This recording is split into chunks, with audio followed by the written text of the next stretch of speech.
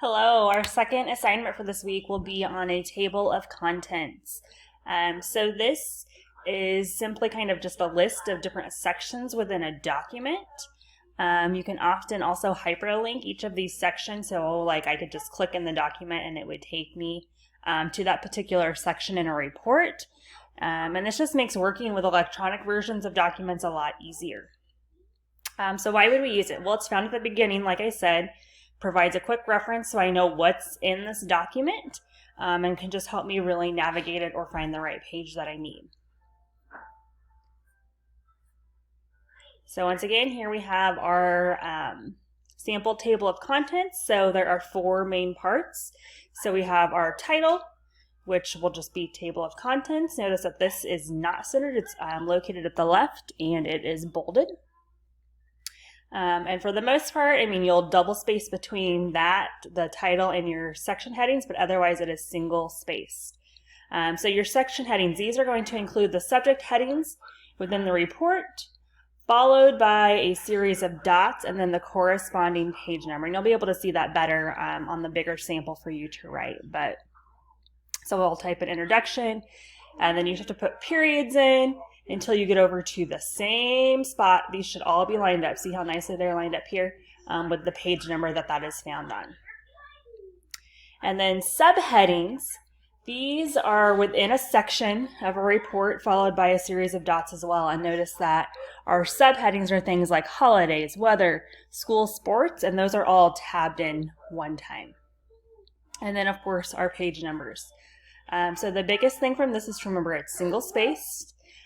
All of our numbers should be lined up at the same place here, which means you're going to have different amounts of periods because all of the words, are different lengths.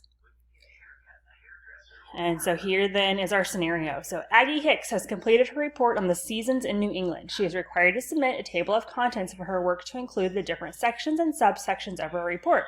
She had the option of using the table of contents feature in her word processing software, but decided to use tabs and dot leaders only. So doing it from scratch basically.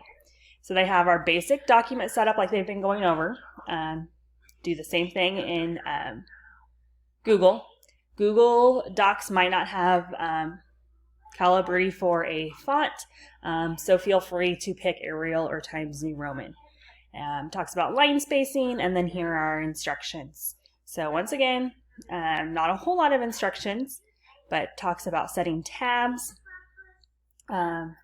and things like that. So I will hop over to a Google Doc here in just a minute to show you that, because I can't remember if we ever did that in Google Docs actually.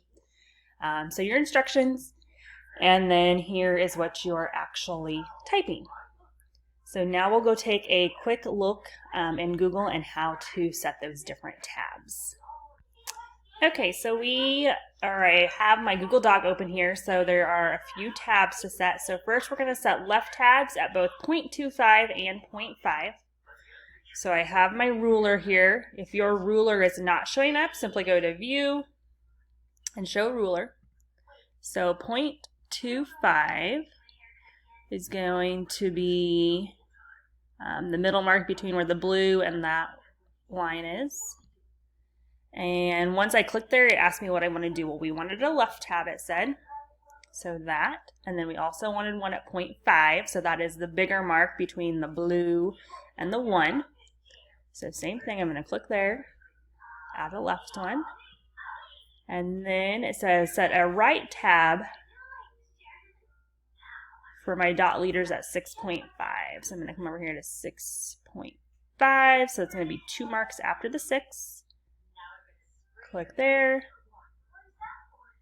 and add my right. So now you have your 3 tabs in there. So I think for the most part then, beyond that, you should be able to key that in. But don't do that first. Come back and do steps 1 through 3, and then you're ready for what I just showed you in step 4 and step 5.